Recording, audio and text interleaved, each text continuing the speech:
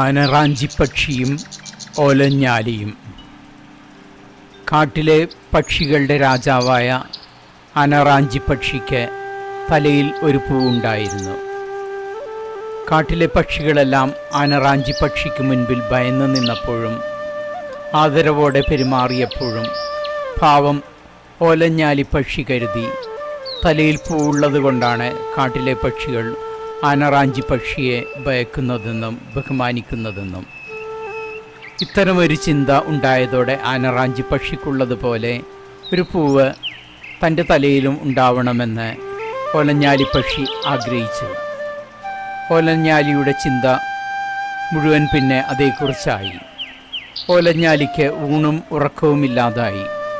കണ്ണടയ്ക്കുമ്പോഴെല്ലാം തലയിൽ പൂവുള്ള തനിക്ക് മുൻപിൽ ഭയന്നു നിൽക്കുന്ന പക്ഷികളുടെ രൂപം തെളിഞ്ഞു. ഓലഞ്ഞാലിപ്പക്ഷിയിലുണ്ടായി മാറ്റം വനദേവതയും ശ്രദ്ധിക്കാതിരുന്നില്ല.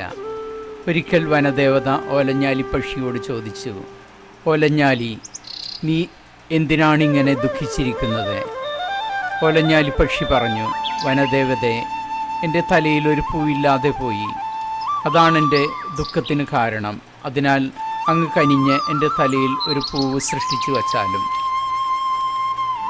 ഓലഞ്ഞാലി പറഞ്ഞ പ്രകാരം വനദേവത ഓലഞ്ഞാലിപ്പക്ഷിയുടെ തലയിൽ ഒരു പൂവ് തീർത്തു കൊടുത്തു. തലയിൽ പൂവുണ്ടായതോടെ ഓലഞ്ഞാലിപ്പക്ഷി അഹങ്കാരിയായി മാറി. തൻ്റെ പൂവ് കാട്ടിലെ മറ്റു പക്ഷികളെ കാണിക്കുന്നതിനായി ഓലഞ്ഞാലി തല ഉയർത്തിപ്പിടിച്ച് കാട്ടിലങ്ങുമിങ്ങും പറന്നു നടന്നു. എന്നാൽ ഓലഞ്ഞാലിയുടെ തലയിലെ പൂവ് കണ്ടപ്പോൾ മറ്റു പക്ഷികൾ ചിരിക്കുകയാണുണ്ടായത്.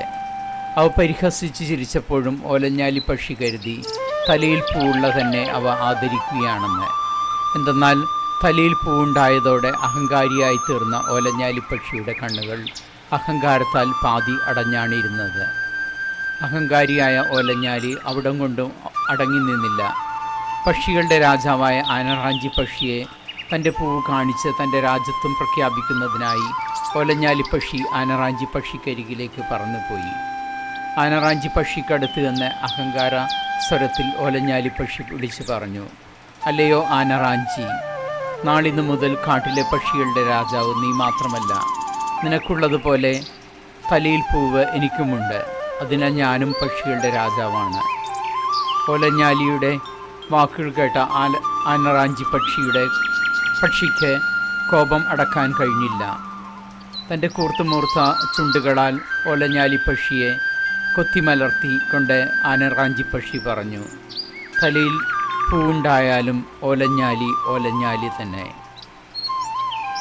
ഗുണപാഠം: തലയിൽ കിരീടം ധരിച്ചാലും വിഡ്ഢിയല്ലാതാവില്ല.